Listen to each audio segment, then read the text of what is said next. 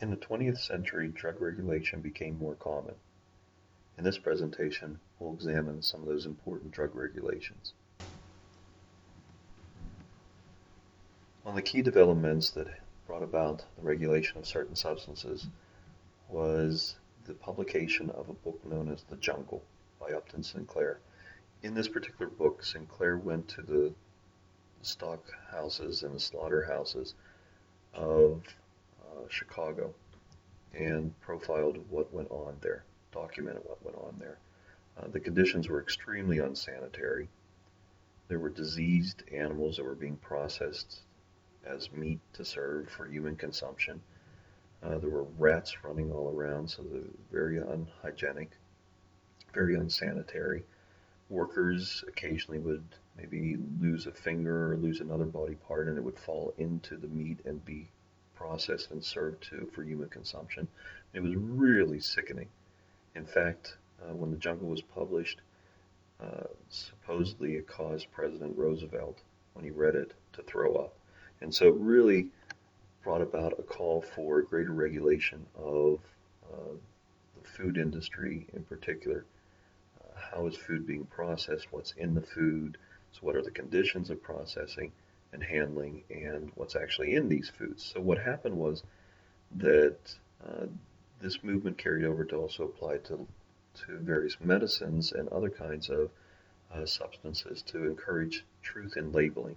So it wasn't as full of disclosure on the labels as we'd see today on products that are required to list everything, all the ingredients, the caloric value, all those kinds of things. But at least these were early attempts to require manufacturers of things that were consumed by humans, so whether they be food or drugs, to begin to list what was actually in those products. And so, as we can see here, the early laws required sanitary processing of food and listing of ingredients, just a rudimentary listing of ingredients. What happened was this contributed to the demise of the patent medicine industry. So we talked in the last presentation about middle to upper class white women mostly using these medicines as a way to kind of dull the pains of life. But now with these labeling laws, they had a better idea of what was actually in them. And so this not only caused the patent medicine to really fall by the wayside, the legitimate patent medicine industry, but also other products such as Coca-Cola didn't want it known that they had cocaine in their drinks, so they switched to a more acceptable substance that produced the same kind of stimulatory effects, which was caffeine. And so again, these labeling laws started to cause some changes in the demise of certain drug industries. In 1914, the first major federal act to regulate opiates and cocaine, coca plant derivatives, was the Harrison Act of 1914. Now, this slide contains a lot of information, but I'm going to really condense it down to just a few key points. The first provision described what the act did. It was to really regulate through registration the distribution, the manufacture, the production, the manufacturing, the distribution, the selling, etc., associated with opium or coca leaf derivatives, so cocaine, heroin, those kinds of substances. And so what the original intent of the Harrison Act was not to criminalize these substances, but really to take control of the trade in these substances, the production and trade, take it out of the general public, so out of the hands of companies like Coca-Cola or less legitimate companies, the street level dealers, as we might call them today, to take it away from them and to place the distribution in the hands of pharmacists and doctors.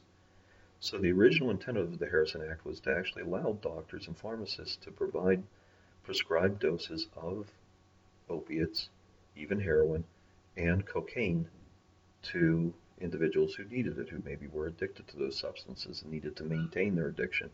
Typically, we don't want addicts to go cold turkey. We want to gradually wean them off the substances. So doctors, under the Harrison Act, were expected to be allowed to prescribe maintenance doses, so doses that would allow the addict to gradually get off of the substance. And this was going to be accepted under the Harrison Act. And so in the second section, you can see that that's really the second provision I have listed here is really what the Act did. It said nothing contained in this section shall ... apply to the normal course of the doctor's professional practice. And so maintaining addiction was seen as the normal part of practice. Giving maintenance doses to addicts was seen as perfectly acceptable. But by the time we reach the 1920s, America is caught up in a prohibition mood. We're going to see that in a second, that we're going to pass an amendment to the Constitution to prohibit alcohol. And so there's a growing call to criminalize cocaine and opiates. And so how that is done is the federal agencies that were responsible for enforcing the Harrison Act eventually defined that phrase, the course of his professional practice. So if you look back to that second bulleted point, the last phrase says that the physician can administer doses in the course of their professional practice. The federal agencies defined that to say, to basically chart a brand new course to say that giving maintenance doses to addicts was not part of the proper practice of medicine.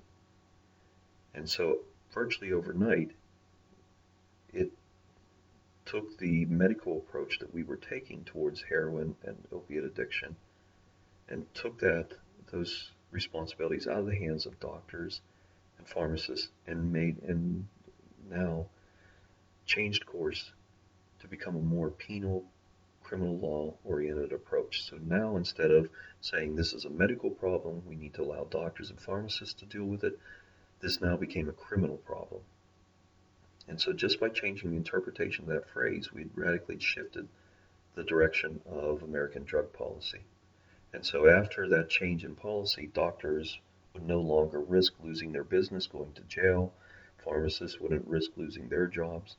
And so the legal control of heroin and cocaine and other opiates was pretty much devastated and dismantled by this change in policy. And so what it actually ended up producing was a vibrant street trade, because the addicts still needed their fix, but they weren't going to be able to get it from a doctor. Instead, they were going to get it from some kind of street dealer. So the criminalization of these substances didn't really solve the problem. They probably contributed to the problem. As I said, by the time we reach the 1920s, we have a prohibition movement that results in the 18th Amendment. The 18th Amendment prohibited the manufacture, importation, transportation, and sale of liquor in the United States. And so we changed the Constitution to prohibit basically the business of selling and making alcohol in the United States. You could still possess alcohol, so it was legal to possess it. So we didn't punish the individuals who possessed it, but we punished the distributors, the manufacturers, so on and so forth. Congress passed the Volstead Act, which contained the provisions that actually carried out the 18th Amendment and established the enforcement mechanism to enforce the Volstead Act. Now, each state was expected to pass its own Volstead Act, but many states either didn't pass a Prohibition Act or they said, we're not going to get into the business of enforcing alcohol prohibition. If you, the federal government, want to do it, you go ahead. We're not going to do it. So there were many states that resisted prohibition, that really didn't support the federal action. And so we had some states that never passed their own version of the Volstead Act, or if they did pass it, they didn't enforce it. So, as is often said, the observance of the 18th Amendment and prohibition was mostly done in its breach, not in its obedience. So what we meant by that was people drank probably just about as much, maybe a little bit less, but just about as much. And so the 18th Amendment didn't really do much to reduce alcohol consumption. In 1933, we repealed the 18th Amendment. So prohibition lasted for 13 years and eventually was repealed, and so alcohol manufacture and distribution and sale once again was legal after the passage of the 21st Amendment.